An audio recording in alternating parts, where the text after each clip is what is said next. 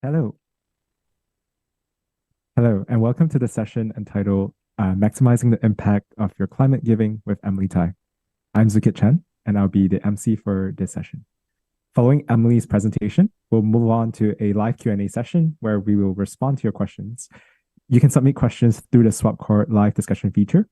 Then, after 45 minutes, we'll bring the session to an end. But now I'd like to introduce our speaker for the session. Emily Tai is Giving Green's manager, where they work on operations and communications to support high impact climate giving. Prior to joining Giving Green, Emily worked at the University of Chicago Center for RISC, applying behavioral economics principle to social impact questions, and at Rhapsody Venture Partners, investing in sustainable technology. Emily, off to you. Thanks so much. Hi, everyone. It's a little unnerving that I have no idea who I'm talking to, but I'm Emily. I hope y'all are doing well today, whether it's morning or night or the middle of the night or the middle of the day. So I'm here mostly to talk about Giving Green's work and how we think about climate giving, hopefully in a way that's also applicable to everyone here. I think we're going to have plenty of time for questions, so please, even if you think it's the worst question in the world, send it in, give him some options to work with. So what is Giving Green? If you haven't heard of us, we are an EA-aligned climate charity evaluator. And I have charity in quotes there because we do more than just charity work. Oh, my cat is joining our talk, I guess. We do more than just charity work. We also look at things like carbon offsets and removals, and occasionally at things like ESG investing and other methods of using money. But the moral of the story is that we try to figure out what the best place is for you to put your money if you care about climate mitigation. So specifically like CO2 equivalent in the atmosphere that causes global warming. And we've been incubated by charity entrepreneurship. We're currently at ID Insight. That's our team. That's me. I'm saying hi. We've moved about 15 million in the last 3 years based on our best guesses. And that's just money that we think is counterfactually going to higher impact places in climate than it would have otherwise.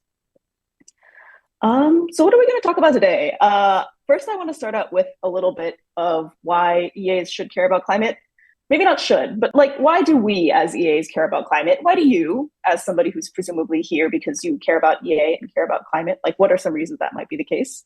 The second is how we at Giving Green think about climate, what we look at, what our research is like. And then I want to highlight our 2023 giving recommendations. So those are new as of this Monday. So that's super exciting and good timing for this conference. And just going to talk about a little bit about how we got there, our research focus for the year, and what kind of climate work we think is going to be impactful in the year ahead. And feel free again to ask questions about any of this or things that are not any of this. Okay, so why should EAs care about climate? Or what's the case we think for working in climate where we think there's room for counterfactual impact? I think climate change is scary and bad. In What We Owe the Future, which you may have heard of by Will MacAskill, who you may have heard of, he says something like decarbonization is a baseline long-termist activity. So it's not the most important long-termist activity, as probably folks familiar with different cause areas in EA might know, but it is one that we still think is pretty important. There's other organizations like 80,000 Hours that come to the same conclusion. Climate isn't the scariest thing in the world, but it's pretty important and has the potential to cause a lot of suffering. The other reason I think that even if climate isn't really your cause area, you should be thinking about climate change is because it's referred to as a threat multiplier. And so climate change is going to make all sorts of other things worse, from the suffering of those living in global poverty to X risks like pandemics, because you could be releasing novel pathogens from melting ice, or great power conflict. We're seeing a lot of resource conflict already over food and water that is drying up due to climate change. And the chances of that escalating into something that threatens all of humanity is non-zero. So I think even if you're working in a different cause, you should be paying attention to what's happening in climate and how that might be affecting what you're doing. But you're already here because presumably you care about climate. So I'm going to stop talking about that. The other reason that we think it's really impactful to be working in this space, and philanthropy in particular, is because there's quite a bit of money going into it. Still less than 2% of global giving overall. So we're not really worried that climate is neglected or not neglected enough as a whole, but a fair amount of money. And here are just some examples of recent headlines, things in carbon removal and protecting nature and ESG, all sorts of new sort of like philanthropic efforts have popped up and non-philanthropic efforts. But we think that a lot of it just isn't used very well. So as an example, here's a figure from a few years ago, I think from Founders Pledge. And if you care about climate, you should also be going to Founders Pledge's talk tomorrow. They have found in this analysis, for instance, that if you look at the technologies that have a really high capability to scale and reduce CO2 emissions or mitigate CO2 emissions, it isn't like, sorry, I'm realizing I've never explained this graph before, but you can see clearly that the scale of the solution and the scale of the spending are not the same. And so this is particular to the US. And if you live in the US, you've probably heard a ton about solar and wind. Solar and wind are everywhere. They're already like profitable in the private sector, well-funded, very popular, everybody loves them. But things like heavy-duty transport decarbonization, nuclear, carbon capture and storage, these are all things that are still important, but haven't seen as much philanthropic funding. And so moral of the story here is that even within climate change, people are using money in ways that doesn't necessarily map to the best opportunity to decarbonize our systems and to mitigate climate change. And so that's where Giving Green comes in. We basically have looked at a ton of these different studies and found that lots of things that are very popular are kind of a waste of money. Most prominently, a lot of carbon offsets, tree planting programs.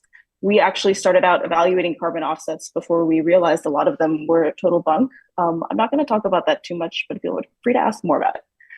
So why is that? We think that a lot of people just don't have access to quality advice. And this problem is obviously worse if you're just a regular person and not a philanthropist or a professional. We Googled, how can I stop climate change? And it told us to walk or take a bike, which, is good, is not going to change the systems that are causing climate change through unsustainable fossil fuel emissions. So we think that, and we find in our conversations with donors and people all the time, that many people just don't have easy access to good information about climate giving, because climate change is really, really complicated. Like, first of all, the climate is complicated. And second of all, the things you need to do to solve climate change are basically encompassing the whole of society. So it's understandable that as an individual, if this isn't 100% of your full-time job, you don't really have a sense of like, where should I put my money? What should I be doing about this? And so, long story short, working on climate from an EA lens, we think, has the potential to move a lot of money by giving people high quality information, which is what we're doing at Giving Green, to make counterfactually higher impact donations in a cause area that we think is like pretty important. So that's the pitch. Also, I just like working on climate. I mean, I've been doing it for a long time, and I think it's a good personal fit for me. I know there's a lot of like students and early career folks who come to this conference, or I think I looked at the audience list and there are a few students in here. So I think, yeah, a lot of people, if you're here because you're interested in climate, I feel like that's a good sign that you should work in climate. Okay, I'll get off my soapbox. Now, on to Giving Green and how we think about climate impact. So here is a fun little graphic of our research process. Basically, we try to simplify it into 5 steps, and you can kind of visualize this as a funnel. At the beginning, we're looking at what we call impact strategies, and that's just like ways that you can be decarbonizing systems. That might be something like geothermal energy, for example, we consider an impact strategy. Activism in the United States, also an impact strategy. It's not really specific to any, like it's not all technologies or all tactics or something like that, but it's kind of the scope of what we're seeing as climate action happening right now. And we have a public dashboard where we list all of the impact strategies that we have identified and evaluated. You can see that on the website under research process, if you're curious. So the second thing we do is assess these. We're looking primarily for scale, feasibility, and funding need. Folks who are familiar with EA methodologies have probably heard of ITN, importance, tractability, neglectedness. This is very similar, you'll probably notice, but we sort of redefined things a little bit in a way that felt more appropriate to what we're working with in climate. So like importance became scale because we're really purely just looking at tons of CO2 averted, et cetera. So we look at those impact strategies. We produce these internal documents on each one and try to figure out which impact strategy think has like the highest scale, feasibility, and funding need. So is it important? Like, is it a big problem? Is it something that we can solve, we can do something about, and does it need more money?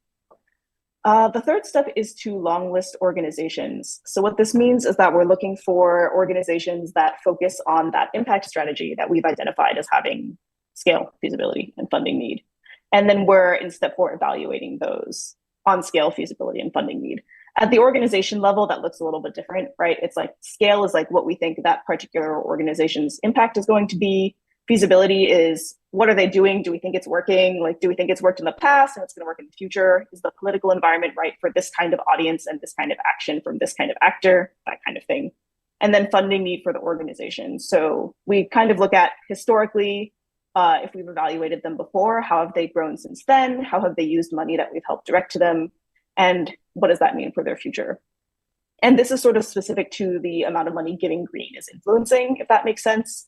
Like if I had $100 million, I would be thinking about funding need a little bit differently, but I do not.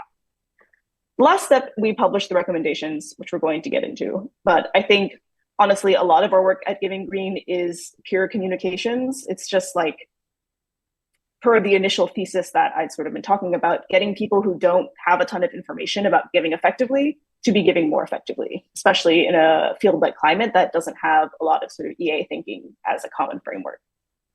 So I did talk about this already. So actually, I don't need to talk about this again.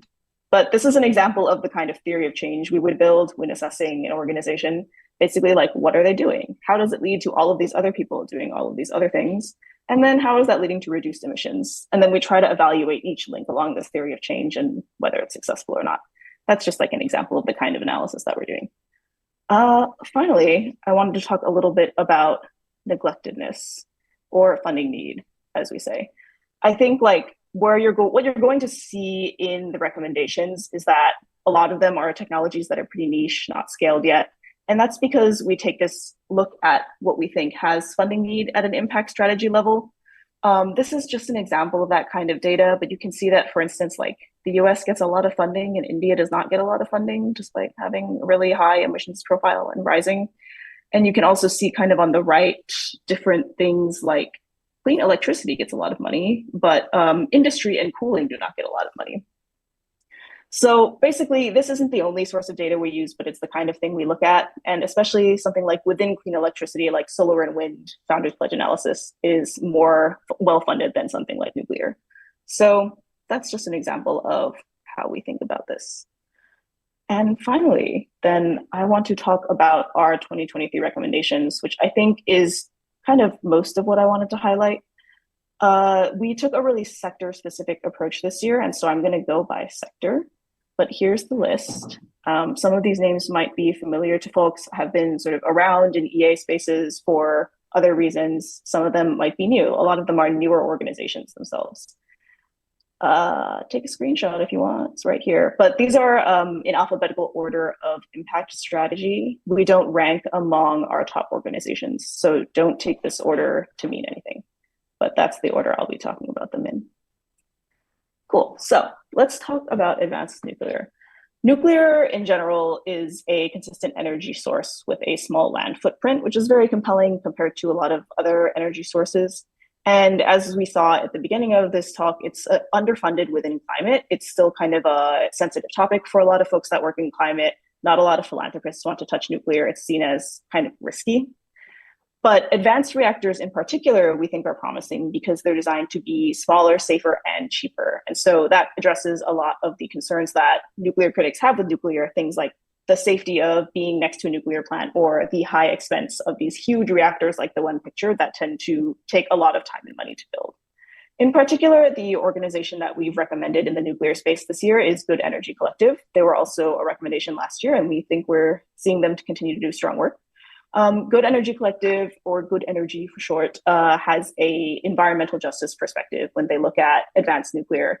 And we think this is a really unique niche for them. Not a lot of nuclear organizations are building allyships with folks in the environmental justice space. What Good Energy works on specifically is a combination of community engagement and policy engagement. So on the community side, for instance, they have, I believe, a Department of Energy grant from the US government to work on community engagement and sort of get a sense from folks on what they think about consent-based siting.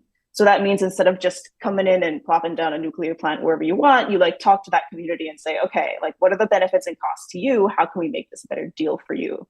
Is it something like hiring from this community? Is it like payouts from the plant? What does that look like? And we think that kind of work is really important because one big critique of nuclear is that people hate it. Like people aren't going to accept a nuclear plant being plopped down in their community, and it's not popular. So Good Energy Collective is doing the kind of work that can shift that so that nuclear ends up looking more like other energy sources that like, yeah, you don't really want a solar farm in your backyard either, but at the end of the day, the opposition to those is much lower. So that's the first sort of branch of their work. The second is policy engagement around things like coal to nuclear repowering. So that's like taking old coal plants and repowering them with nuclear so that they no longer rely on fossil fuels, and waste siting, which has obviously been a huge issue with nuclear. But like, where do we put all that radioactive uranium when we're done with it? So Good Energy Collective is both taking the outsider approach and also what we call the insider approach, working with policymakers on addressing these issues and sort of letting them know what they're hearing from those communities. Good Energy, we think they're cool. Okay, so second impact strategy that I wanted to talk about is alternative proteins. The way we got to alternative proteins is actually really fascinating. So livestock production, first of all, is 10% of global emissions and rising. Rising in particular, for instance, as countries in the global south become more wealthy, start to eat more meat. Also as, we're still eating meat in the US where I am, and that's not going down. So livestock production alone, we think, is a sector impact strategy that's worth addressing. The other way we got to alternative proteins is by looking at deforestation. And I think a lot of people who care about climate care about deforestation. And we found that over and over, efforts to stop deforestation from a direct tree planting angle, from a policy angle, had tended to fail or tended to just shift deforestation elsewhere. So like we've protected this plot of land, but now this one's being burned down. And ultimately, if you look at a forest like the Amazon, a lot of the reason that fires are started or that illegal logging happens is because ranchers are burning down the trees that they have free pasture to graze their cows on. And so we felt like reducing demand for meat and therefore like reducing the demand for this land was actually one of the most powerful levers you could pull for reducing deforestation. And so that's, deforestation wasn't explicitly a sector that we prioritized this year, but it's one that we evaluated last year maybe and came to this conclusion as well. So livestock causes deforestation, also causes emissions itself because you have to feed these cows and also they burp methane. What do we do about that? Alternative proteins we found was one of the most compelling ways to address livestock emissions because particularly from a US context, the agricultural lobby is very powerful and it's hard to pass bills that regulate meat, but also because alternative proteins are something that can displace demand for meat at scale globally, ideally. Because once that technology is scaled, once like that is something that consumers will look to for when they want that kind of thing in their dish, then that has spillover effects all over the world. So the Good Food Institute. They're one of the top nonprofits, most well-known that are working in alternative proteins, have been around for a bit and have affiliate offices in, I believe, 6 countries. I think maybe folks from GFI are at this conference. So if you're here, correct me somewhere in the chat if I'm wrong. I can't see any chat. So GFI's work crosses policy, science, and industry are kind of the 3 main work streams that they've described to us. Their top goal is increasing R&D funding for alternative proteins. And that's because if you've like tried an Impossible Burger or something, they're like pretty good, but they don't really taste like meat. And we think that the key to getting them to the point where you can eat this and go, yeah, this is indistinguishable, this is tasty, this is like cheap, this is something I would buy at the supermarket, is increasing early stage R&D in alternative proteins. And that could be either sort of cell cultured or plant-based meats. Other work that they've done has really like ranges from everything. This is like a really short list, but they work on fair labeling laws. So alternative proteins are still allowed to say things like pork on them or like chicken, because again, the agricultural lobby doesn't like that. Building a talent pipeline for alternative meats. So things like starting university campus groups at colleges and encouraging young people to go into the kinds of fields that will allow them to work in alternative proteins in the future. with resources, so publishing research reports on the state of research and the state of innovation that anybody can use and see what the state of the market is, as opposed to sort of internal reports produced by companies that aren't able to go forward in that way. Engaging with our government industry as a whole, basically just trying to connect all these stakeholders and increase everybody's acceptance and approval of alternative proteins. Whether that's like they've worked with some meat companies, for instance, to get them to invest in alternative protein companies as part of their overall commercial portfolio. So that's Good Food Institute, and alternative proteins, our second sort of big impact sector for the year. The third is aviation and shipping. So aviation and shipping are considered hard to decarbonize, which is a phrase that gets thrown around a lot in climate in a really annoying fashion. But basically, it's not like you can't just put a solar panel on a plane and still have it fly. And they are also neglected by a lot of climate philanthropy right now. There isn't a ton of work just being put into, these sectors because they're seen as quite difficult.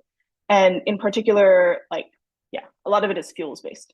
So the reason that we look at Opportunity Green here is because they're sort of founded in 2021 to tackle the aviation and shipping problem. I think their work is a little bit broader now, but they're tackling the aviation and shipping problem with a very multi-pronged strategy that we think we haven't seen in a ton of other work in this space. They're not only pushing for regulation and corporate action, but also looking at consumer-facing change. And so sort of like the movement of all of those actors together. So on regulation, it's things like, setting fuel efficiency standards for boats or something. Corporate action, they've been doing coalition building work with private sector companies, shipping companies, for instance, getting them to all commit to a certain level of green fuels by a certain date, pushing forward the industry in that way and what's seen as competitive. And consumer change, they're also working on things like legal action. So suing airlines for greenwashing might be an example of something like this, where you're calling out airlines for their claims of like, oh, we offset our carbon and therefore you can fly as much as you want and we'll just offset it all and you won't be emitting any greenhouse gases. That kind of thing where you're not only increasing the business risk to the airline, but you're also sort of running a PR campaign in a way towards the individual consumer, who's then less likely to take that claim at face value and more likely to actually reduce their own demand for air travel. And so we thought that was really interesting and compelling. There also, one thing we especially thought was interesting about them was their work to elevate climate vulnerable countries in policy discussions. And climate vulnerable meaning most likely to suffer the adverse effects of climate change earliest and first. That usually looks like smaller countries, poorer countries in the global south. Those countries, the hypothesis is that they'll tend to be more aggressive and ambitious on climate than maybe some of their richer counterparts.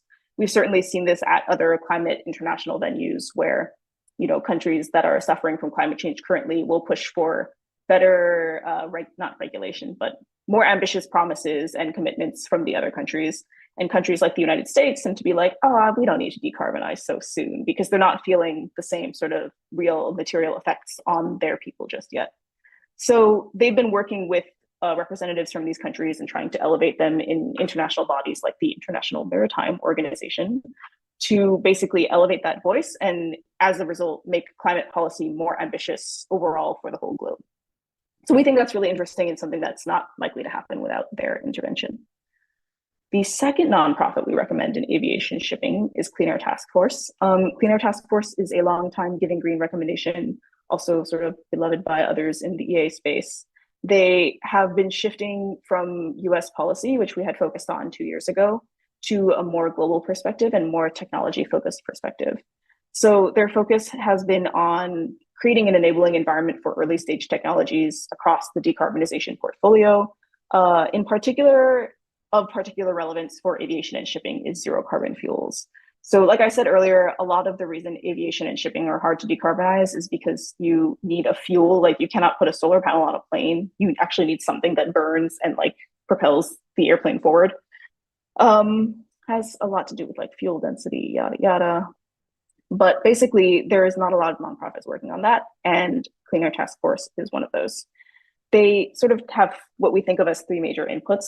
One is technical and market analysis, so doing things like researching innovation gaps, like what's the state of zero carbon fuels? What does the technology look like? Is like methanol or ammonia or hydrogen more likely to commercialize sooner, things like that. And second is stakeholder engagement, so working with companies, other nonprofits, government policymakers on sort of aligning around a vision of, based on that research, like what should happen next in this field. And then third would be policy advocacy. So actually working with governments, most recently the US and the EU, to implement research-based policies that subsidize, for instance, technology development in priority areas.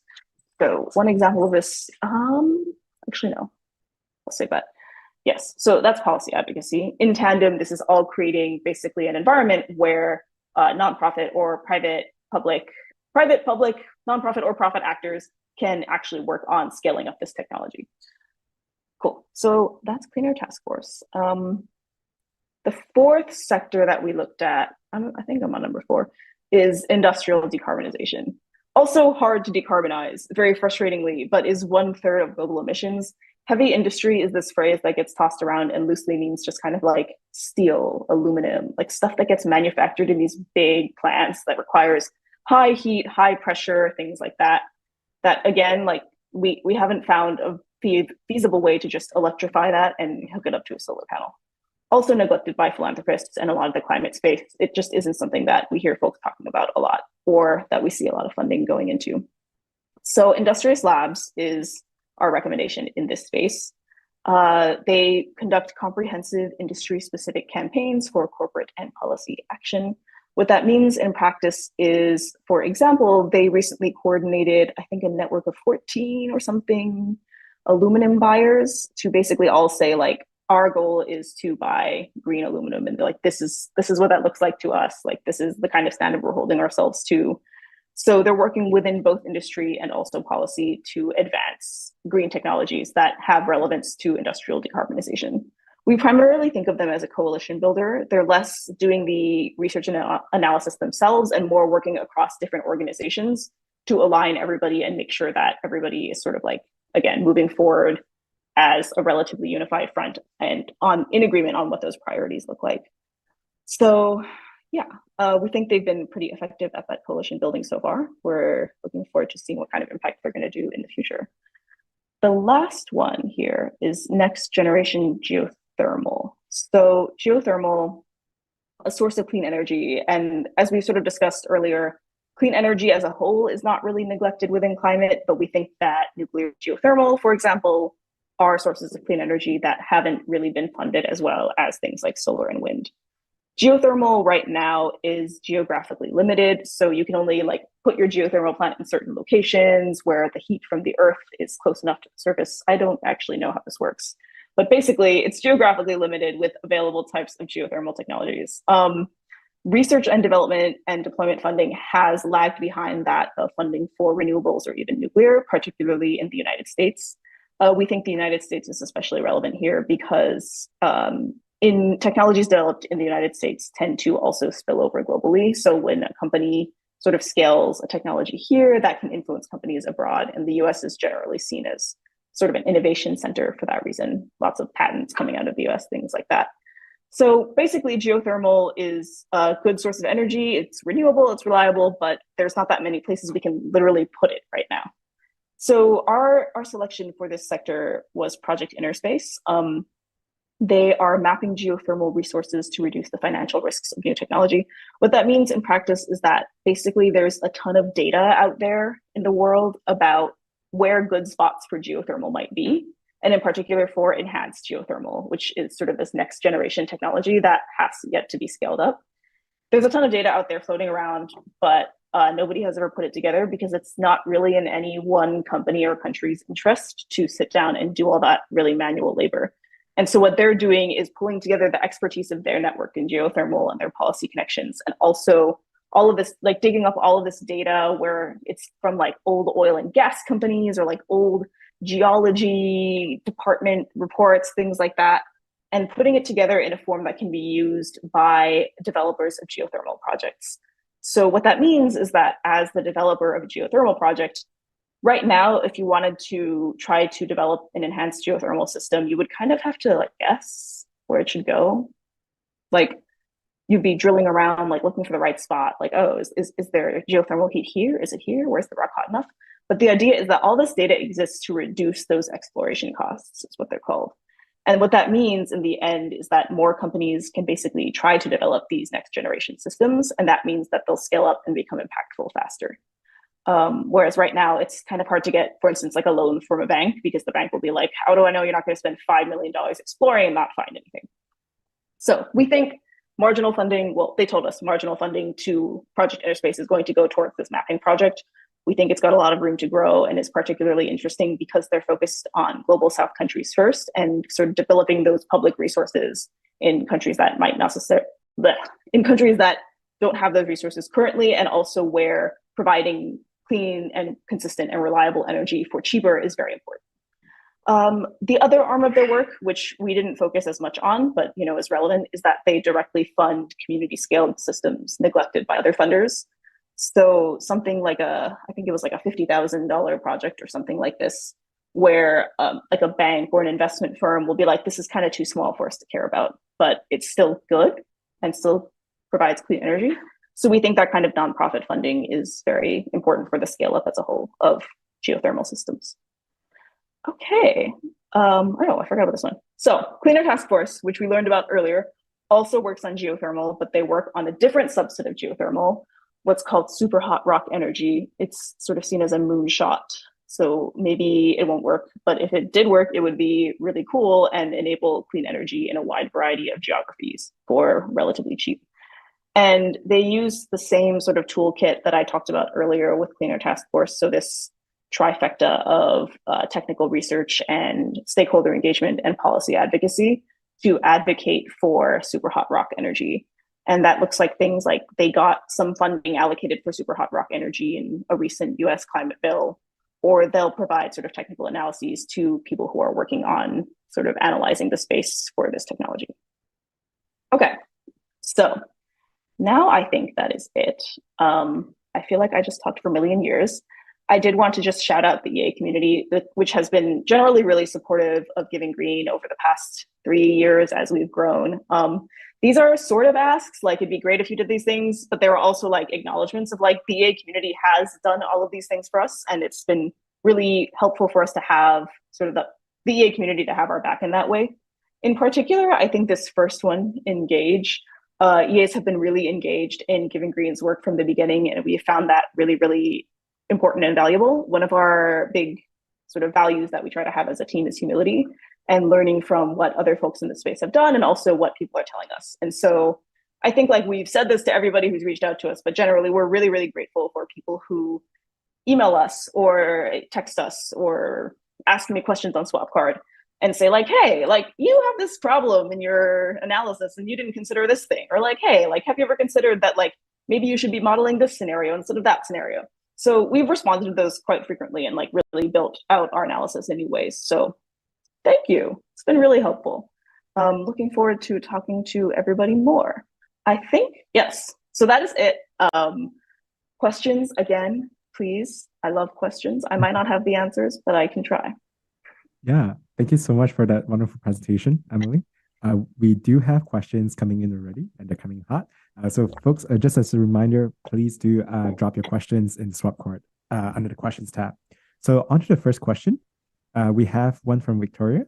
Victoria asks, based on earnings data, it seems like demand for existing alternative meat products like Beyond Meat has gone down in the US, but demand is up in Europe. Any theories on how to reverse that trend in the US? I suppose, is it actually true that the demand is up in Europe?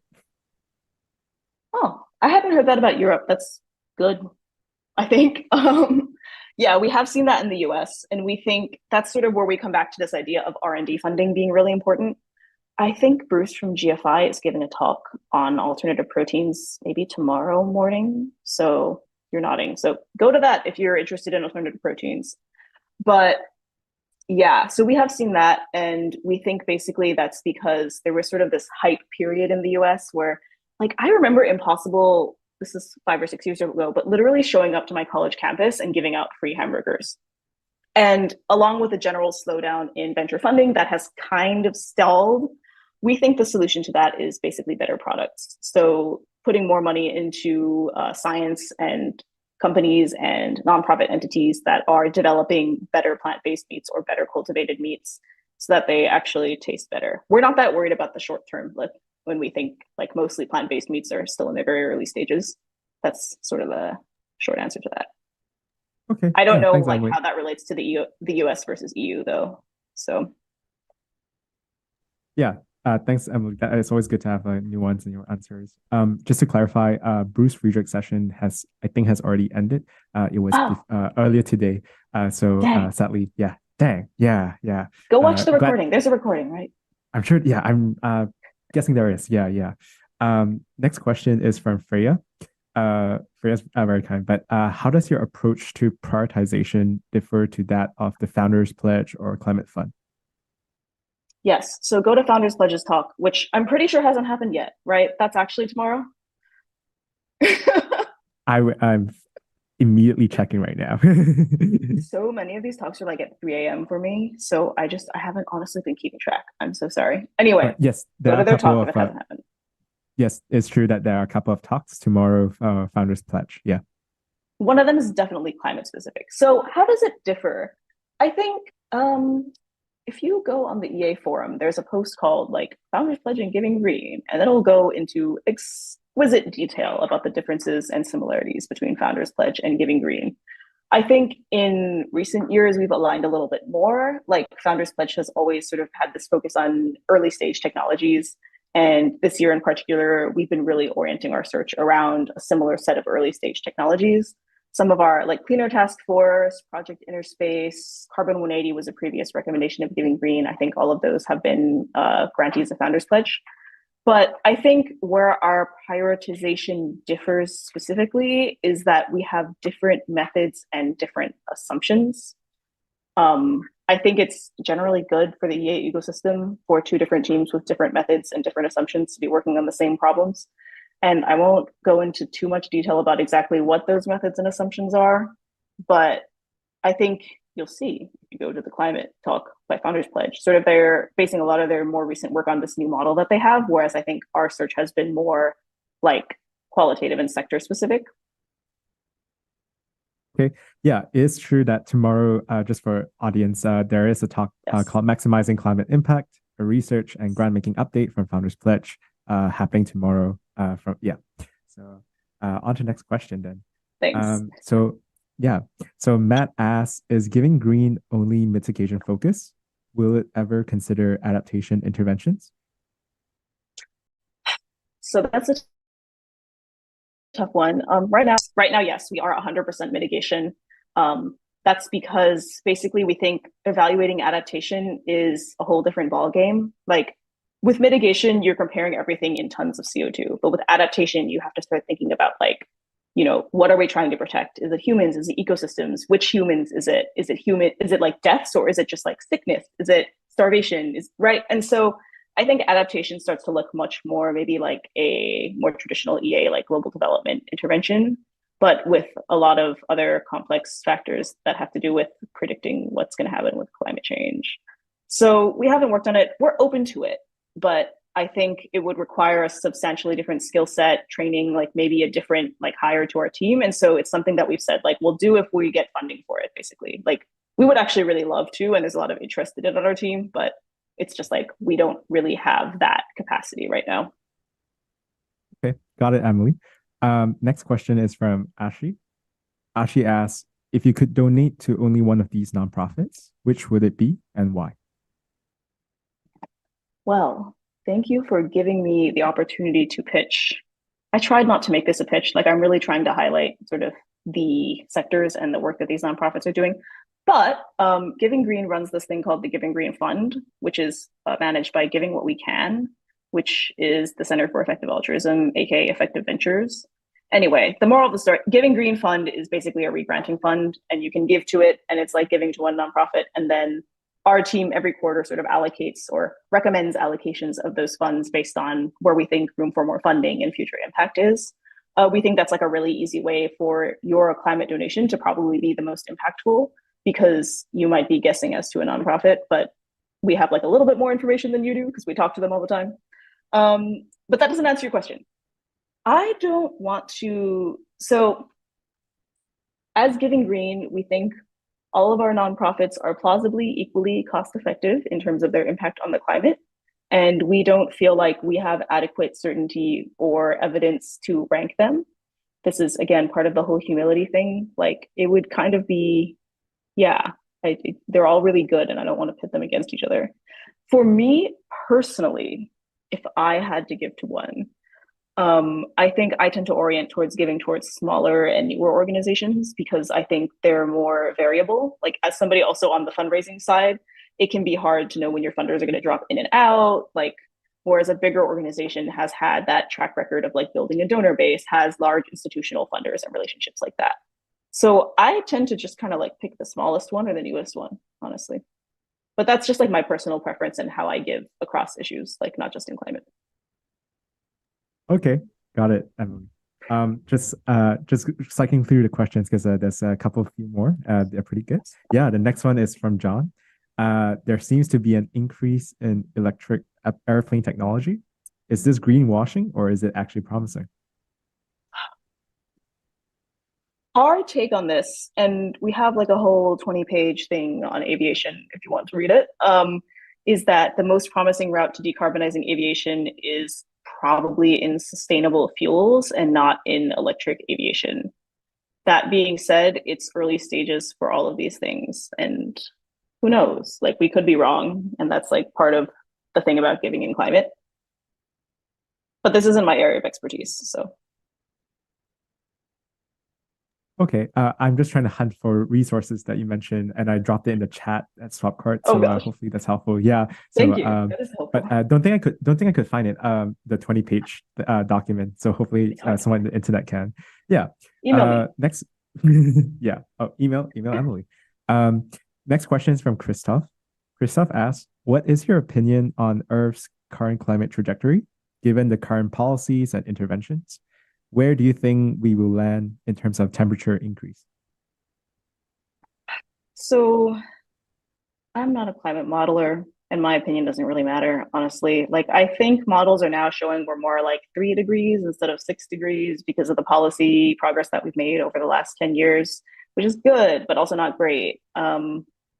Yeah, I wouldn't trust my own take on this. Don't listen to me. I see. Next question is from Matt.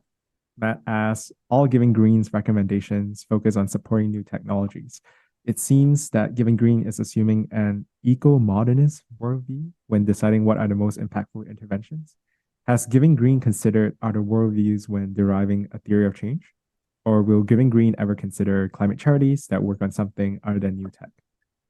Yes. So this is funny because one time we all sat around as a team and read the Eco Modernist Manifesto and like discussed whether or not we agreed with it.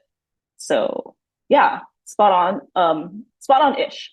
I would say we didn't wholesale go like, yeah, we're eco modernists. We think there's a lot of promise in new technology for that reason, but it's not like the only framework we use by far.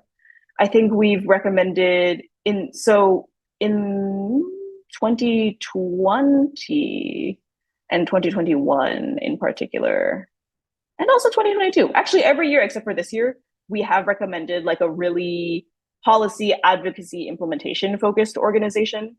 So at one point that was Sunrise, at one point that was Evergreen Collaborative. Neither of those is like a technology facing wonky research organization. They're both like mobilizing people and mobilizing policymakers to advance climate policy that uses the technology that we have already. And for us, that's about what we think is the most impactful strategy at a given time. Like, everybody in the US right now agrees that there is no progress that's going to happen on climate at a federal level in the next at least 2 years, if not more. So, or at least 1 year, if not more. So that's just like not something that we think is viable right now. And our team just doesn't have, most of our audience is in the US and most of our connections and team are in the US. So we just don't have the capacity right now or the expertise to evaluate policy in other countries. And so we're open to looking at other countries and other regions, I should say. Like, we have sort of Giving Green Australia, which operates because we have the funding and we have the connections to sort of do that country specific work. But right now, it didn't make sense for us to evaluate areas outside of technology. So eco-modernism, I think, is one lens, and it's the lens that we found to be somewhat helpful this year, but it's not like something we explicitly looked for, nor is it something that we are explicitly tied to. Okay. Thanks for that question. Luca, sorry, the next question is from Luca. And Luca asks, isn't it true that companies that work on carbon offsetting technologies contribute to the false impression of the public that climate change might solve itself through technological progress? Might it be actively damaging to indirectly spread that narrative by advocating for companies like Climeworks? After all, most big fossil fuel companies talk about CCS to justify increasing extraction. Yes. So I actually wrote the current version of the Climeworks report that's on the website. So I love this question. And this did not come up at all in this talk. So I'm sorry if we're boring everybody else. But I think it's really, really difficult. So basically, yeah, I don't think we can offset our way out of things. I think that fossil fuel companies have and will continue to use CCS and CDR as a way to try to be like, oh, look at us, we can kind of have oil forever. I think everybody who's serious about climate change obviously thinks that's wrong.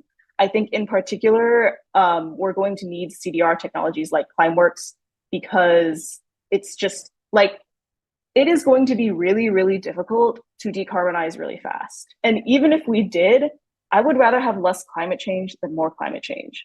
So, and this is my personal opinion. This is not what's in that report. That's the official Giving Green stance.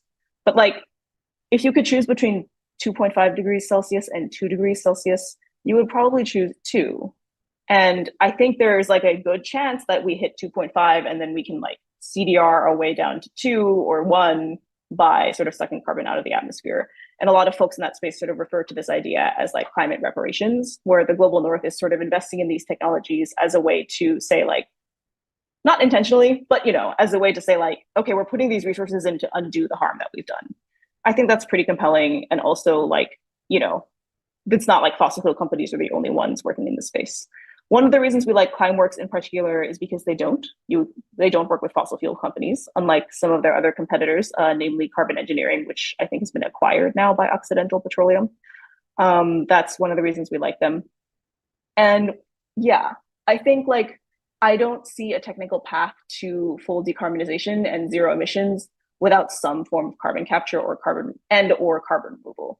And I think like it's unfortunate that we're in this position, but nearly everybody that I've spoken to that has an understanding of like the hard to decarbonize sectors agrees with this. Basically, yeah, it does kind of suck. And there is a risk of like people not realizing that we need serious action. But I think that responsible players in carbon capture and carbon removal are doing a good job of mitigating that by limiting their work with fossil fuel companies and by being careful with their public messaging. They're really, really like walking on eggshells. Like you talk to any carbon removal person, they're like, decarbonization has to happen first. So yeah, but it's a real concern. Totally, good question. Okay. Sorry, that was really long. No. This is your stage as speaker mine, Emily. So we do have like time for one final question, but I think we've cycled through all the questions so far. I just want to flag in the chat that someone, Sunny Huang, which is a colleague of yours, Emily, has just dropped some links to reports on recommended organizations, and also Sunny recommended that folks write to Giving Green at idinsight.org to if you want to chat more, just discuss things. There are a lot of research reports on the Giving Green website. I guess I just want to take the last minute to leave the floor to you, Emily. If there's any questions that you would or not so much questions, more like maybe a last minute like maybe rally call or like something you'd like to express to the audience, maybe some a call to take action. You have literally 1 minute from now. Okay, no pressure. I don't have any really inspiring message to leave here. I did not expect this to happen. Like Sunny said, you can always email us at givinggreen@idinsight.org. That email goes to me, Sunny, and Dan, our director. And so it's not like you're going to go into an inbox of doom where nobody ever sees it. I think it's really exciting to see a ton of EAs here, like interested and invested in climate issues. I think it's been, a really good discussion that we're having. You can always come join me in office hours if you want to chat more. And yeah, I think like if this is something that's compelling to you, we always like we're still small and growing, so we always appreciate more support. You can follow us on social. You can donate to Giving Green or the Giving Green Fund. And I think most importantly, just like when folks in your life care about climate, we're one of many resources that you can share. And I think that's how I personally kind of use Giving Green's work the most. So thanks everyone. Thank you, Emily. We are at time. Just a reminder to everyone, there is an office hour session happening for Emily in 10 minutes. So you could check out for that. Thank you so much, Emily. Thanks everyone.